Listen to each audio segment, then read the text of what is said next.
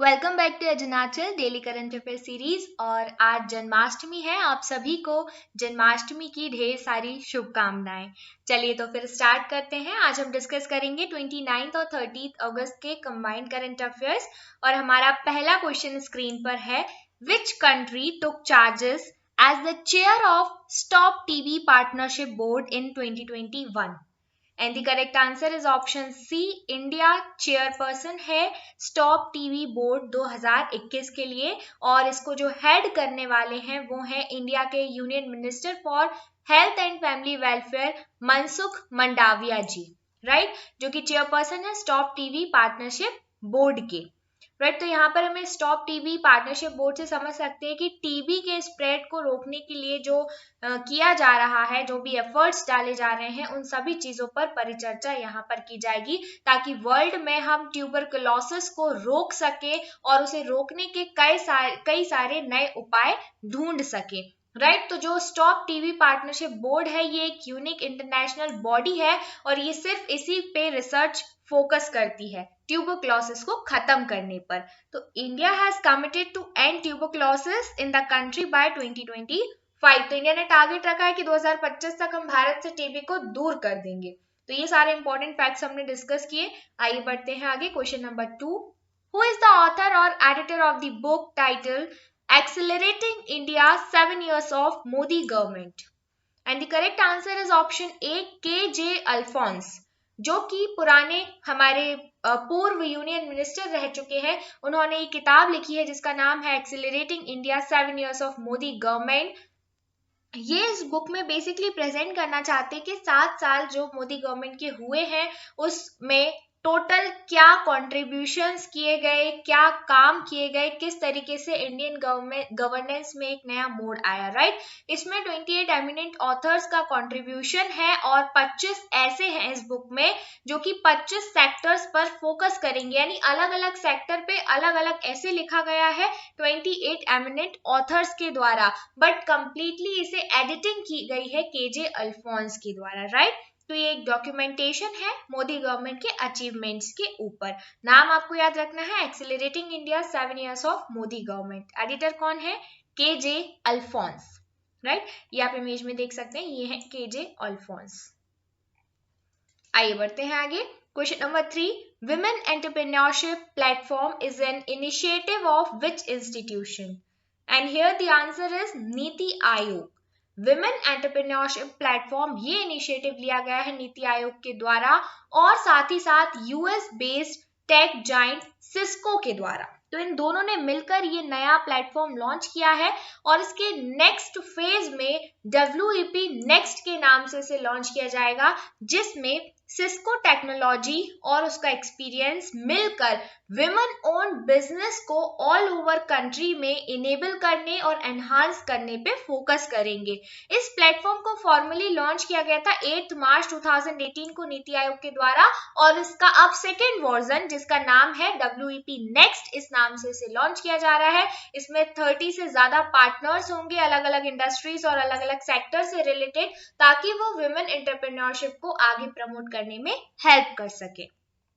बढ़ते हैं आगे। Shared destiny 2021 defence exercise is scheduled to be held in which country? तो शेयर्ड डेस्टिनी 2021 ये चाइना में होने वाली है डिफेंस एक्सरसाइज और इसमें जो पार्टिसिपेटिंग कंट्रीज हैं वो है चाइना, पाकिस्तान, मंगोलिया और थाईलैंड। राइट, तो ये एक मल्टीनेशनल पीस कीपिंग एक्सरसाइज है जिसका नाम है शेयर्ड डेस्टिनी 2021। तो अब यहाँ पर क्वेश्चन ऐसे भी आ सकता है कि क्या इंडिया इसका मेंबर है या इंडिया इसमें पार्टिसिपेट कर रहा है? तो नहीं कर रहा है। इस तरीके से आप एलिमिनेशन में भी काफी सारे क्वेश्चन सॉल्व कर सकते हैं, दैट्स वाई हमने ये डिस्कस किया, जबकि इंडिया का इसमें कोई भी रोल नहीं है, पर इसमें चाइना, पाकिस्तान, मंगोलिया और थाईलैंड मिलकर पार्टिसिपेट कर रहे हैं। तो एक्सरसाइज ऑर्गेनाइज की जा रही है पीपल्स लिबरेशन आर्मी चाइना के द्वारा और सेंट्रल हेनान प्रोविंस में।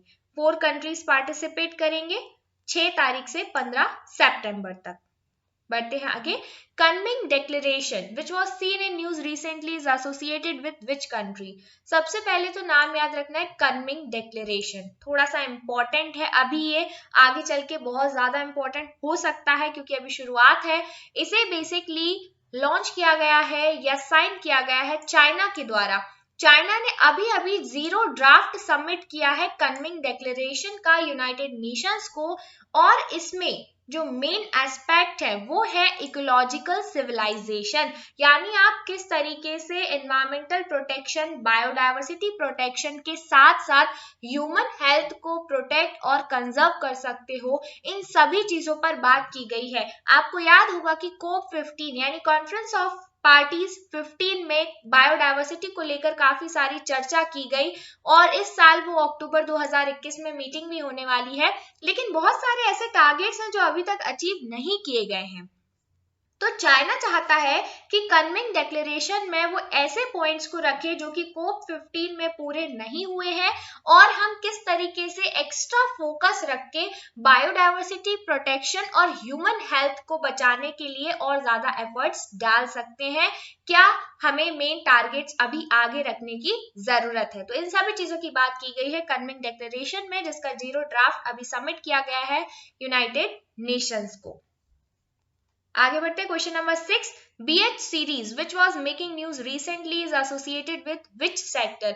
तो BH सीरीज आपको याद होगा भारत स्टेज, BS है ना, तो जिस तरीके से BS भारत स्टेज ऑटोमोबाइल से रिलेटेड है, उसी तरीके से BH सीरीज भी ऑटोमोबाइल से रिलेटेड है।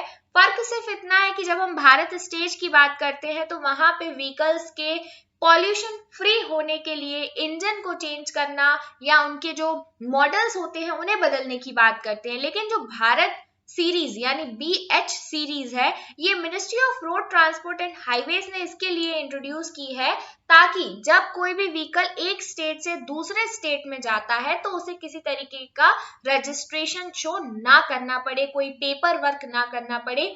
हर एक गाड़ी को एक BH सीरीज का रजिस्ट्रेशन मार्क दे दिया जाएगा, एक नंबर दे दिया जाएगा, ताकि वो बाहर किसी भी स्टेट में जाएगी तो उन्हें अलग से कोई भी डॉक्यूमेंट रिक्वायर नहीं होगा।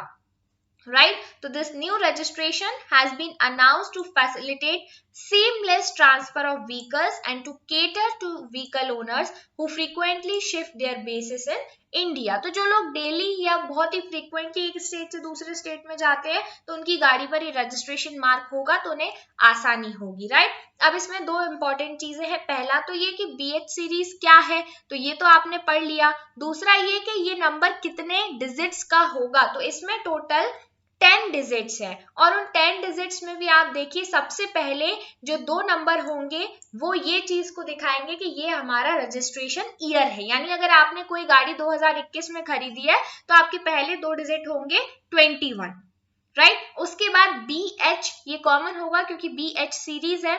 फिर उसके बाद जो 4 नंबर होंगे वो आपकी कार के नंबर होंगे, राइट, जो आप व्हीकल है आपका उस व्हीकल का नंबर होगा। आखिरी के जो 2 डिजिट्स होंगे वो कोई भी रैंडम डिजिट्स हो सकते हैं जो हर एक गाड़ी को अलग अलग दिए जाएंगे, जो आपकी वास्तविक पहचान होगी, राइट। तो इस तरीके से टोटल 10 डिजिट्स का BH नंबर होने वाला है। बढ़ते हैं आगे। Which country has ruled that the overtime practice of 996 is illegal. China ने बेसिकली ये रूल अभी बताया कि अगर कोई भी कंपनी सुबह 9 बजे से रात को 9 बजे तक वीक में 6 दिन काम कराती है तो ये टोटली इलीगल होगा, ये कॉमन प्रैक्टिस के खिलाफ होगा। क्योंकि आप देखिए अगर कोई भी बंदा सुबह 9 बजे से रात को 9 बजे यानी 12 घंटे और एक हफ्ते 12x6 काम करता है तो उसकी ना ही नींद पूरी हो पाएगी, ना ही वो मेंटली फिट रह पाएगा, और ना ही अपने लाइफ में वो दूसरी चीजों को समय दे पाएगा। तो ये जो है मेंटल हेल्थ को लेकर बहुत ज्यादा इश्यूज लोगों में आने लगे थे कंटिन्यूअसली काम करने की वजह से, और टेक्नोलॉजी का इफेक्ट भी नेगेटिव इम्पैक्ट हमें देखने को मिल रहा था। क्योंकि आज के टाइम पे जितने भी काम है वो सारे ऑनलाइन हो रहे हैं या गैजेट्स के मदद से हो रहे हैं, जैसे कि हम लैपटॉप कंप्यूटर्स को यूज करते हैं, इसके साइड इफेक्ट्स भी देखने को मिलते हैं। तो ये टोटली इलीगल होगा कि अगर कोई भी company 9 AM to 9 PM 6 days week में काम कराती है। तो चाइना के ministry of human resource and social security ने गाइडलाइन पब्लिश की है ताकि कोई भी ओवर टाइम काम ना कराए। तो आइए बढ़ते हैं आगे। BRICS nations have recently opposed the carbon border tax proposed by which association? BRICS nation Brazil, Russia, India, China और साउथ अफ्रीका। यहाँ पर हम बात करते हैं ब्रिक्स नेशन की, तो इन्होंने अपोज किया है कार्बन बॉर्डर टैक्स का।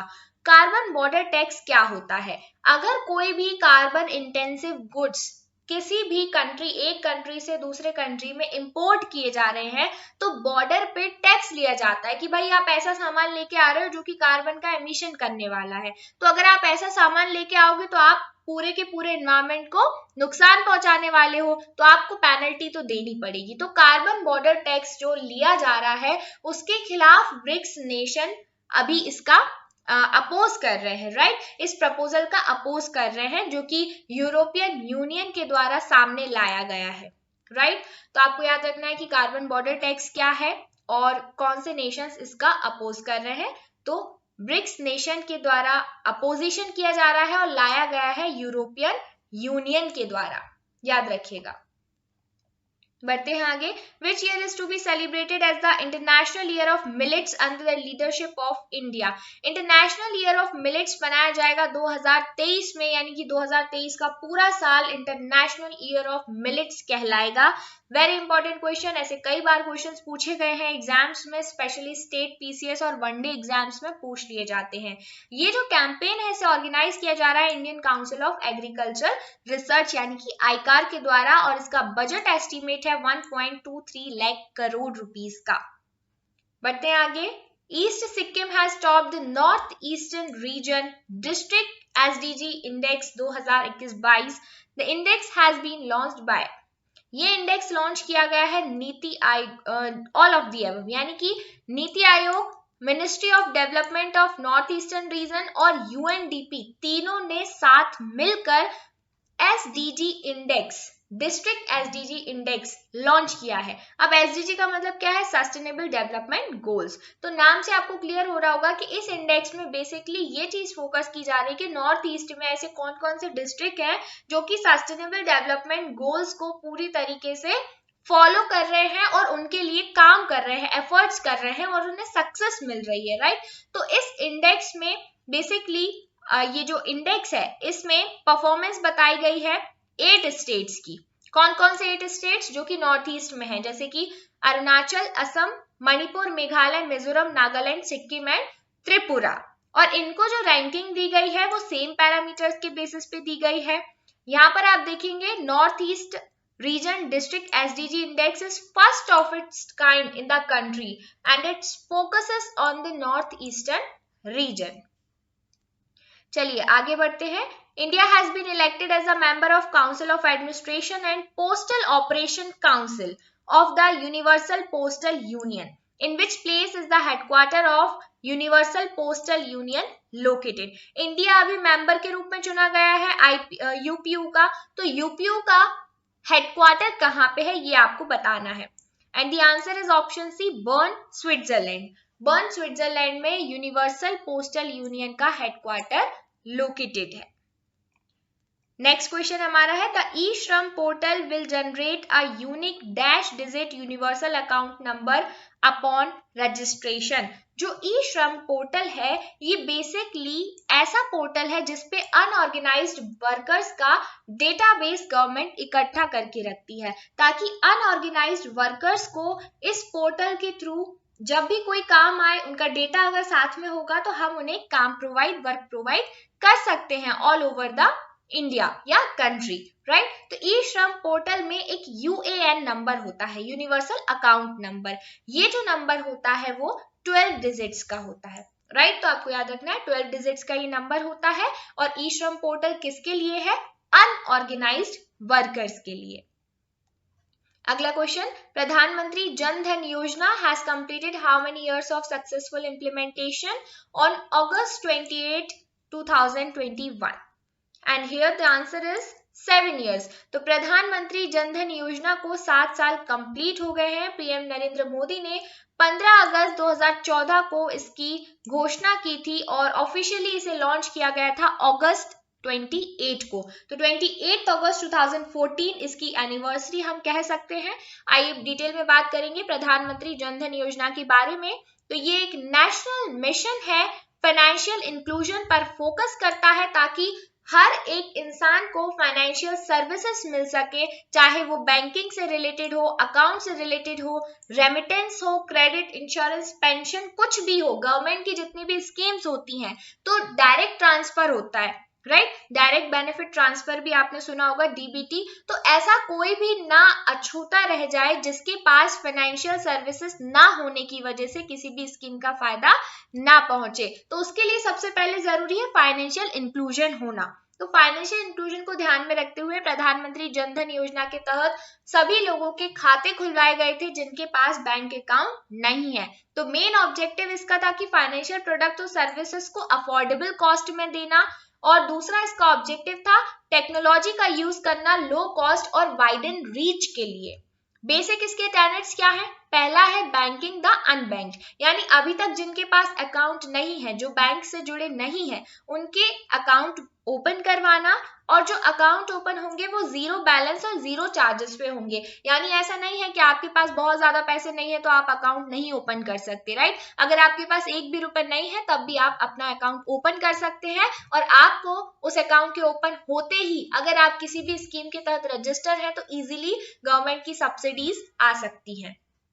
दूसरा इसका ऑब्जेक्टिव है सिक्योरिंग द अनसिक्योर्ड। तो अब यहाँ पे देखो, डेबिट कार्ड्स इशू किए जाएंगे ताकि लोग विड्रॉल कर सके, पेमेंट कर सके मर्चेंट लोकेशंस पर, और फ्री एक्सीडेंट इंश्योरेंस कवरेज भी दिया जाएगा 2 लाख रुपए का, यानी लोगों की सिक्योरिटी का भी यहाँ पे ध्यान रखा जा रहा है।